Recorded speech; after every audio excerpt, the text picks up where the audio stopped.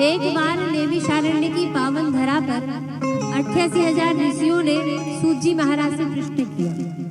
अच्छा, ये नैमिषारण्य का वर्णन किया गया है। महाराज बोले नैमिषारण्य क्या है? बोले एक बार 88,000 ऋषि ब्रह्मा जी के पास गए और ब्रह्मा जी के पास जाकर के कहने लगे, बोले हम 1000 वर्ष का सत्संग करेंगे, सत्संग करना चाहते हैं। सत्संग के लिए कोई भूमि उपयुक्त बताओ जहां पर जाकर के हम सत्संग कर सके। ब्रह्मा जी ने क्या किया? बोले ब्रह्मा जी ने अपने मन से एक चक्र छोड़ा और वहां चक्र जिस अरण्य में रुक गया, जाकर के जिस जंगल में रुक गया निमिष मात्र के लिए, उसी का नाम पड़ा नैमिषारण्य। तो कहा, बोले नैमिषारण्य की पावन धरा पर 88,000 ऋषियों पहुंचे महाराज, और वहीं पर सूत जी का आगमन हुआ।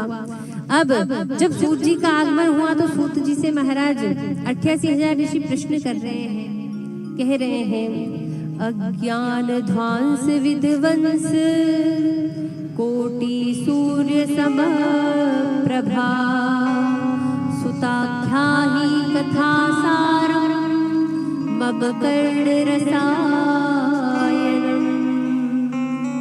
बोले सोनक आदि 88,000 ऋषि कह रहे हैं कि हे सूत जी महाराज, आपका ज्ञान अज्ञान अंधकार को दूर करने के लिए करोड़ों सूर्यों के समान है, और हम सब आपकी शरण में आए हैं, हम सब आपको प्रणाम कर रहे हैं। आप हमें कृपया करके ऐसी कथा सुनाइए, भक्ति ज्ञान वैराग्य से जो कथा युक्त हो, जो हमारे कानों को प्रिय लगे। आप हमें ऐसी कोई सार गर्भित कथा सुनाइए जिससे हमारा कल्याण हो। क्योंकि यहाँ पर ऋषि कह रहे हैं, इहे घोरे कलो प्रायो जीवश्चासुरतां गता क्लेशाक्रान्तस्य तस्यैव शोधने किं परायणम्। बोले इस कलिकाल में, इस घोर कलयुग में जीव प्रायः आसुरी प्रवृत्ति का हो गया है, जीव के भीतर राक्षसी प्रवृत्ति आ गई है। इसीलिए इन विविध क्लेशों से व्यक्ति किस प्रकार से मुक्ति पाए, आप हमें ऐसा कोई साधन बताइए, हमें क्या करना चाहिए। और महाराज यहाँ पर 88,000 ऋषि कह रहे हैं, बोले आप हमें कृष्ण की प्राप्ति का कोई साधन बताइए। 88,000 ऋषि कह रहे हैं, चिंतामणिर्लोक सुखम सुरदुरुः स्वर्ग संपदम प्रयच्छितो गुरुः प्रीतो वैकुंठ योगी दुर्लभम। 88,000 ऋषि सूत जी महाराज से कह रहे हैं, बोले चिंतामणि लौकिक सुख दे सकती है, चिंतामणि लौकिक सुख दे सकती है, कल्प वृक्ष स्वर्ग की संपत्ति दे सकता है। कल्प वृक्ष क्या है? बोले कल्प वृक्ष के नीचे जाकर के आप खड़े हो जाओगे और आप जो मांगोगे वो आपको मिल जाएगा, जो आप मन में इच्छा करोगे वो आपको कल्प वृक्ष प्रदान कर देगा।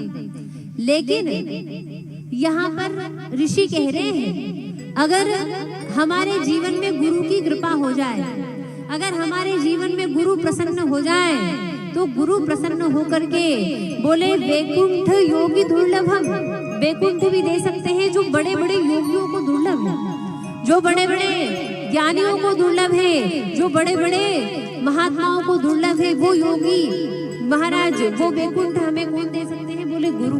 अगर गुरु हमारे ऊपर प्रसन्न हो जाए, इसीलिए गुरु की कृपा प्राप्त करना चाहिए। लेकिन गुरु कृपा कब करेंगे? बोले जब हम अच्छे शिष्य बनेंगे। गुरु तो अच्छे ही हैं, लेकिन हमें शिष्य भी तो अच्छा बनना पड़ेगा, हमारे अंदर शिष्यत्व तो आए। महाराज सबके जीवन में गुरु होना अनिवार्य है। कौन कौन के गुरु हैं? बस, बाकी बिना गुरु के बैठे हैं क्या सब? बाकी आप सबके गुरु नहीं हैं, जिनके नहीं है उनको भी बनाना चाहिए। गुरु जरूर हमारे जीवन में होना चाहिए। अच्छा, आपने गुरु तो बना लिए, गुरु ने जो मंत्र दिया उसकी माला करते हैं?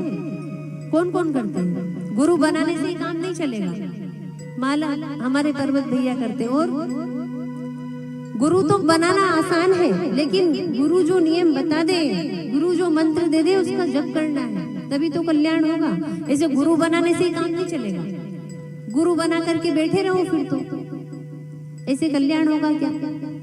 कैसे होगा कल्याण?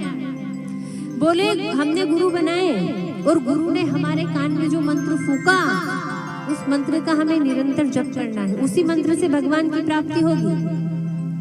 तो जिनने गुरु बना लिए हैं उनको गुरु मंत्र दिया होगा ना, गुरु ने दिया कि नहीं दिया?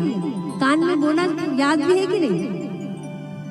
याद ही नहीं होगा, अब तो बहुत दिन हो गए तो भूल गए होंगे। याद है? जिसको याद हो वो मंत्र की माला करे, और जिसको नहीं याद हो, अगर गुरु हो तो उसे जाकर के पूछ लेना कि आपने कान में क्या कहा था, क्योंकि हम तो भूल गए, जब से माला ही नहीं करी ना अभी तक। अगर जीवन में गुरु है और गुरु ने मंत्र दिया है तो उसकी 16 माला नियम से करना चाहिए, ऐसा हमारे शास्त्रों में वर्णन किया गया है।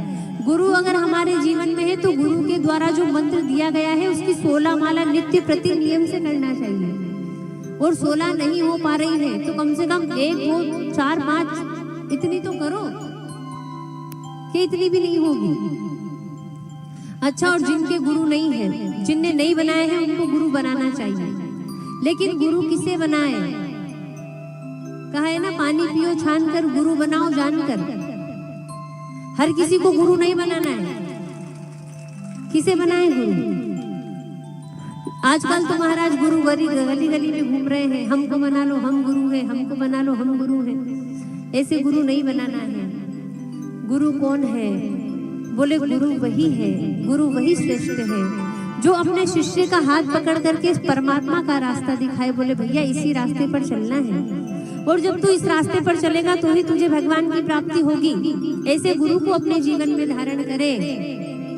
और अगर आपको कहीं गुरु नहीं मिल रहे हैं तो कोई बात नहीं, कृष्णम वंदे जगत गुरु, भगवान कृष्ण को गुरु बनाओ और भगवान कृष्ण को गुरु मान करके इनसे मंत्र लो और मंत्र लेकर के जाप करो।